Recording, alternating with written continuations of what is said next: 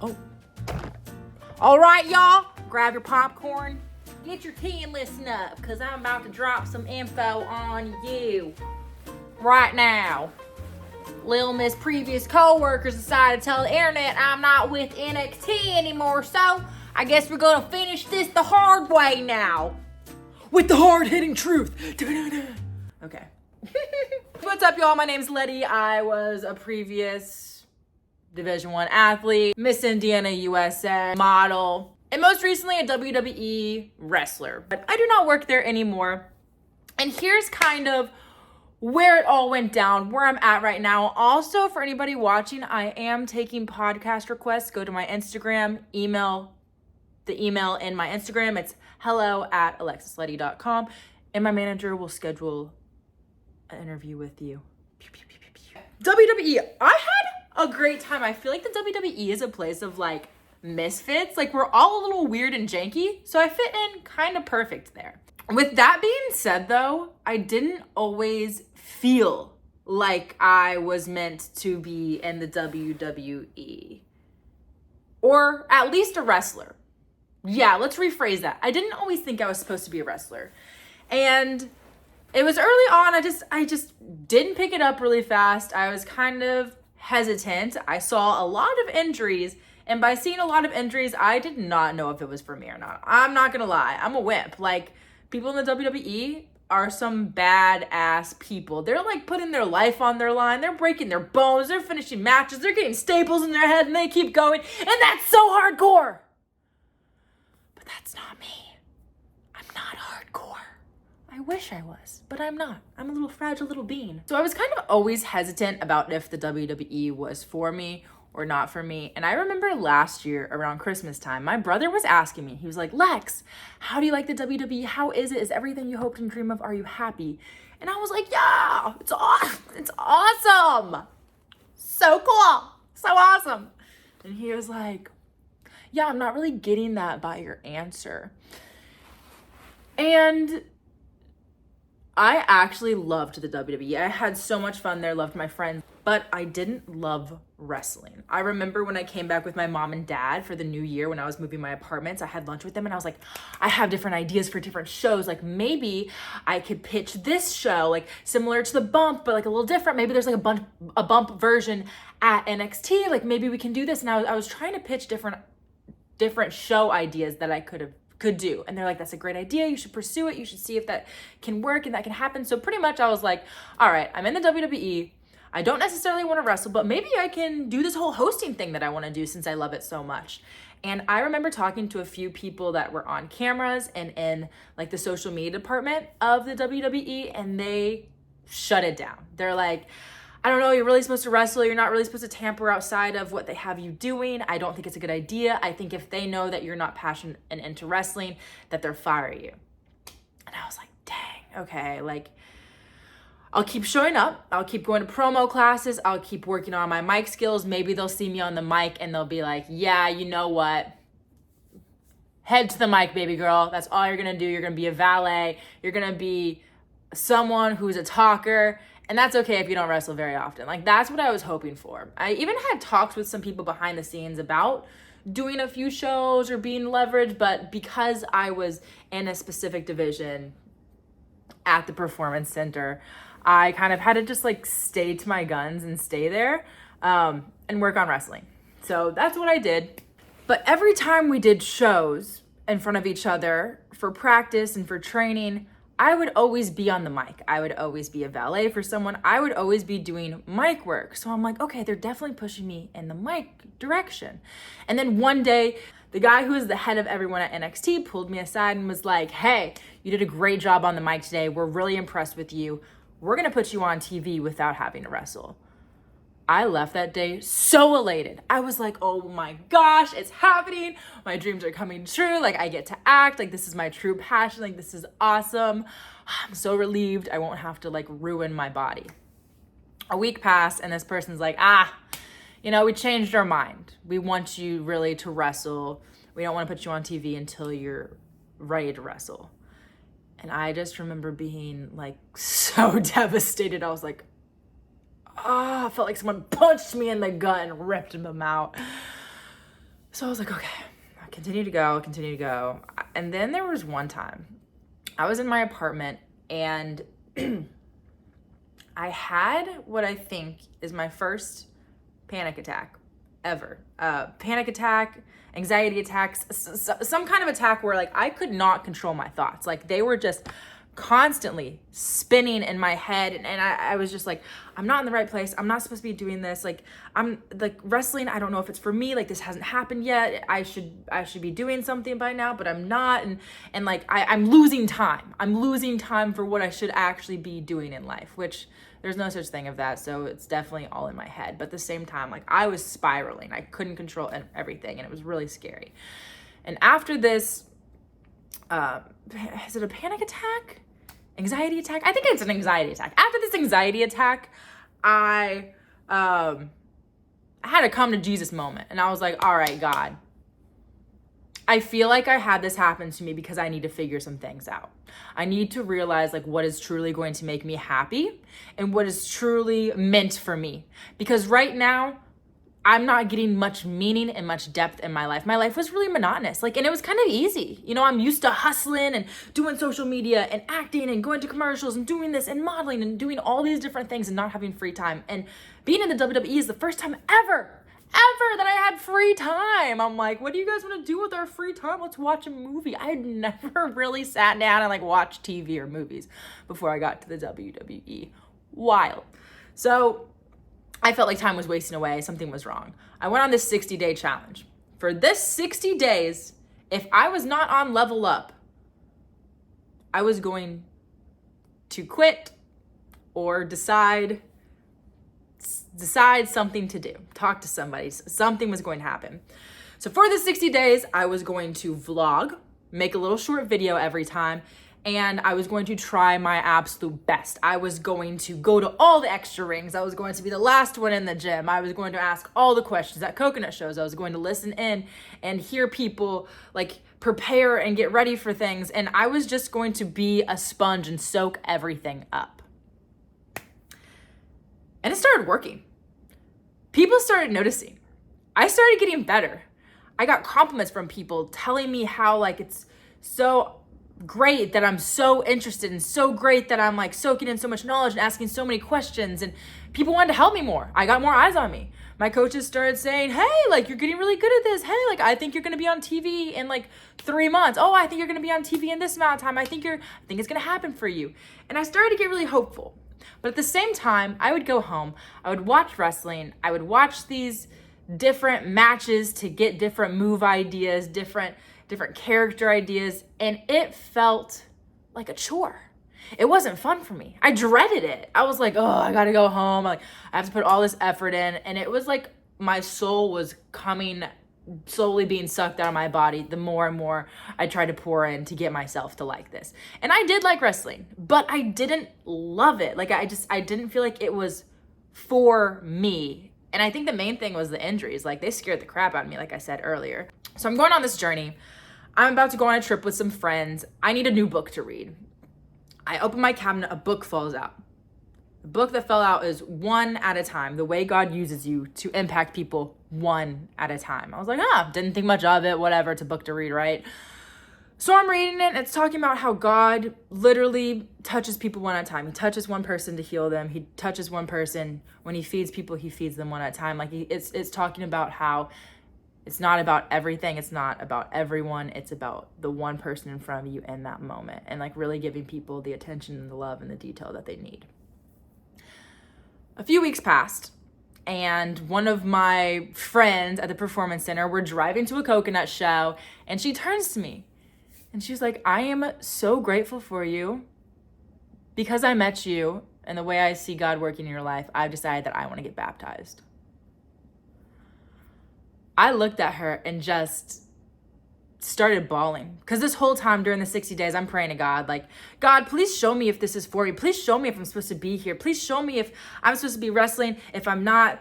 Please show me like what is going on and why I'm here. Because before she said this, I was like, okay, I'm definitely here to meet my future husband, or I'm here to to be an announcer or to be a backstage host, to be something else besides a wrestler in the WWE. I really thought that. And I was dating someone at the time too. So I was like, this is my future husband.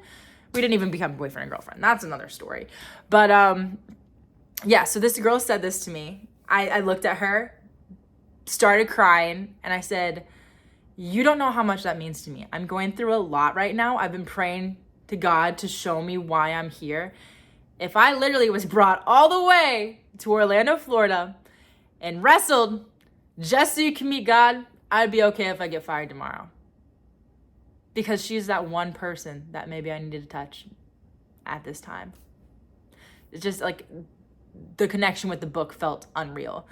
And then later, that same coconut show, I talked with one of my other girlfriends who, at the beginning of my time there, she kind of did me wrong. And we were talking about that. And she told me she was sorry. And she was like, I really want you in my life. Like, I want you as a ride or die. Like, you're someone that I really, truly care about. And we had this in-depth conversation about growing and like, and you know, the relationships and how they're building and how they're becoming different. And it was a beautiful moment where I was able to be authentic with someone and let them know that like they freaking hurt me, and then them be like, hey, I realized that, but I want to be here for you in the future. And that was really cool. Like, I'm going to be this girl's bridesmaid. Like, it's one of those relationships.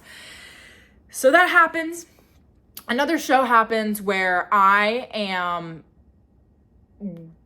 with someone, like a live show where I have a match with someone. And during this match, a girl knees me in the face pretty much. And my head hit something behind me.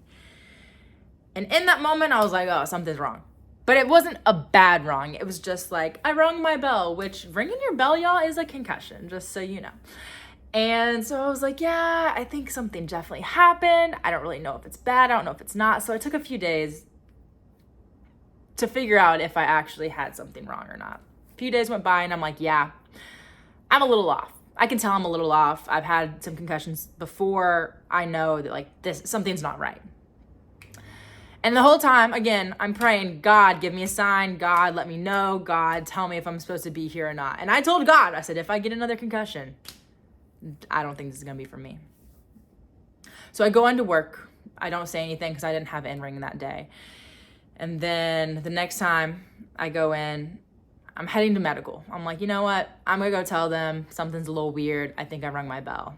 As I'm walking in, someone's like, Letty, what's up? How are you doing? I was like, oh, I'm doing really good. Like, but I'm actually about to head to medical. I feel like something happened to me. Like, I feel like I rung my bell. He's like, oh, you just rung your bell? And I was like, yeah, but like ringing your bell is still a concussion, you know? Like, it's still like not the best. And he told me, hey, that's kind of just part of the job. You get injuries all the time. You deal with them and you move on and get ready for the next thing.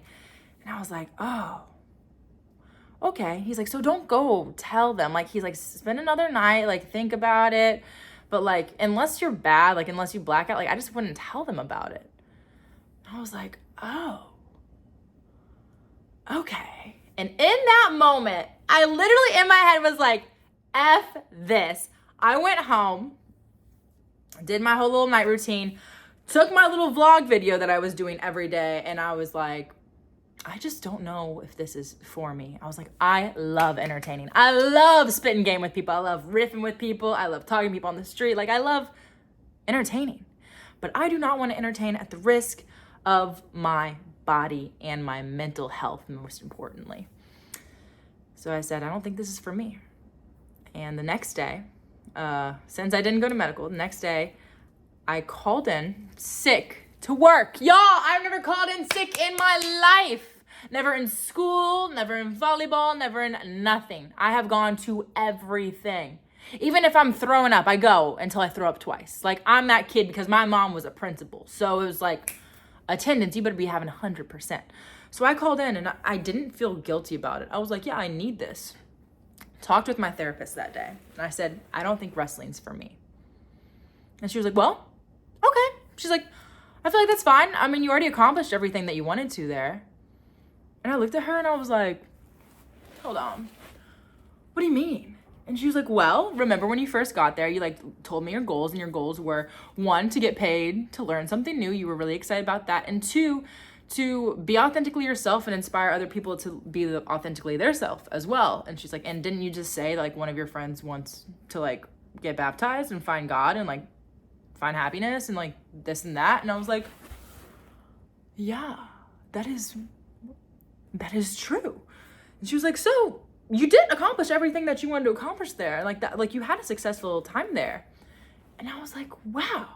And I was like mourning like this decision of exiting the WWE because I was so worried about like, oh, people are gonna say I'm a failure.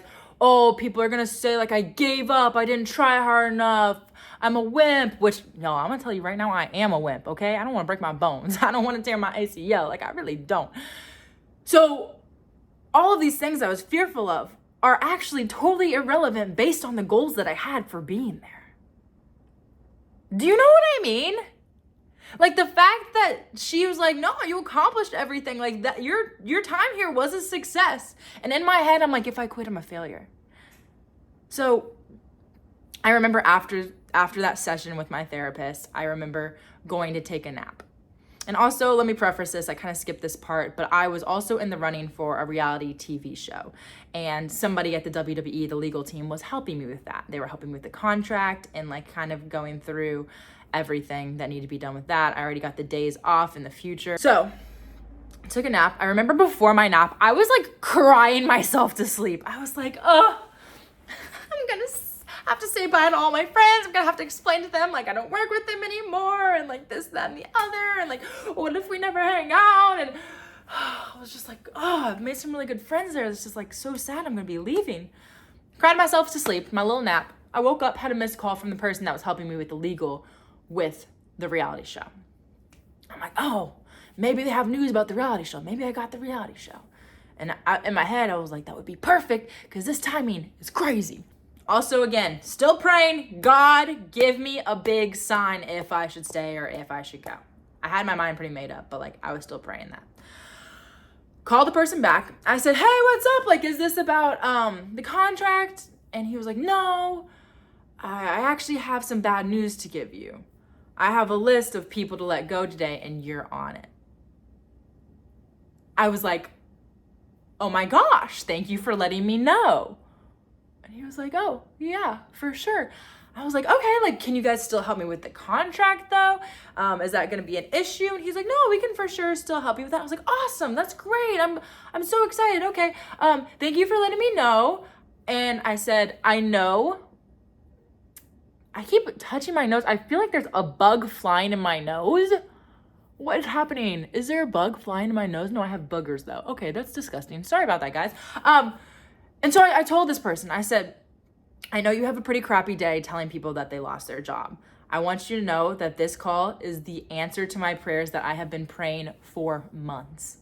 So thank you. And they're like, okay, for sure. Yeah, bye. And I was like, okay, bye. I remember I had plans to meet up with a girlfriend later for dinner. I wasn't gonna tell her I got laid off. I was like, I'm not gonna tell anybody. It's no one's business. I'm not gonna say anything. I'm just gonna go about my day and act like nothing happened. So I go to dinner with my girlfriend and I'm not telling her. She's like, oh my gosh, some people got laid off today. Like, did you hear who? This and that. And I'm like, oh yeah, it's crazy. And then I got a text from one of my friends who knew. And they're like, hey, blah, blah, blah is going around talking about everybody. And I was like, this girl's gonna find out. So I turned to her and I said, hey, I want you to know I also got let go. But this is like meant to be and supposed to happen. And I'm actually very grateful for the timing. And I told her the whole story. I told her about the 60 days. I told her about the book. I told her about me hitting my head. I told her about everything. And I said, the weirdest thing is that today is the 60th day of my 60-day journey. And she was like, this is a celebration. We are celebrating right now. This is not a sad dinner. This is an exciting celebratory dinner. And I was like, heck yeah, it is. And we just like feasted and laughed and told stories. And I couldn't imagine like a better, more like spiritual, God-filled day of all the signs I got, you know, like talking with my therapist, her letting me know that I accomplished everything I wanted to there, me realizing it was the 60 days of my journey, the person who was helping with my contract also was the person who called me to lay me off, me crying about telling my friends that I wasn't gonna work there and trying to explain to them why I was deciding to leave. Honestly, like deciding to leave kind of felt like I was letting people down. Like I was choosing myself over like our friendship. I don't know. In my head, it was like so complicated and so hard to deal with. So I'm not with the WWE anymore. And I'm incredibly grateful for the way God delivered this message to me. It was a long process, definitely not an overnight thing, but something that somehow coincided at the same exact time to make me truly understand that this was a God thing. And I'm excited for this next chapter. I feel like I'm being called to act, something that I'm truly passionate about, something that I wanted to do at the WWE, but never really got a chance to do because wrestling really overshadowed acting in NXT. And I get that. They really want to develop wrestlers, but acting is my true passion, and I'm excited to chase it now. I'm excited to have somebody that's cheering me on and supporting me along the way. I have a manager. If anybody's watching this and they have connections in the acting world, or as a film producer or some kind of director, or they make commercials, like hit me up. I would love to be in them. I love acting. Like it's so fun. If I could do it for free every day and somehow get fed and have a roof over my head and have everything I want like to buy, I would do it for free, but like you need money to have all those things and do all those things. So I'm like, let's make it a career, shall we? Yeah, we shall. So with all that being said, I'm so grateful for my time at the WWE. I'm so grateful for God. God is real. You guys pray, like literally pray so much. And if he gives you signs, ask for bigger signs. Like homeboy gave me signs throughout my journey. I wasn't willing to accept them. I wasn't ready for them, and I needed bigger signs, and he finally gave me literally the biggest sign possible. He's like, all right, you're not quitting, so I'm just gonna make you quit yourself. I'm gonna fire you, okay? Boy, bye. Well, not fire, but let go, laid off, however you wanna say it. Either way, I'm not working with the WWE anymore, and I'm on a new journey. And if you guys are along for the ride, I would love you to come on this next journey with me. If not, I'm glad that you guys were here for my WWE journey. It was super fun. The future's probably gonna be a little bit more wild than it was there. That's like a different type of wild. Like the acting world's wild, WWE's wild. They're like different types of wild. So I don't know. Either way, we're strapping in and we're going to town, y'all. This is how my TikTok and reel ended, and this is how this is gonna end too. Okay, y'all? We're gonna buckle up because it's about to be a wild ride. I'm excited to have you on this, and I love your support. I'm appreciative for your support, and let's go, baby. Yeehaw! Yeehaw! I guess subscribe to see whatever I do next because I'm still kind of figuring it out myself. All right, love you. Bye.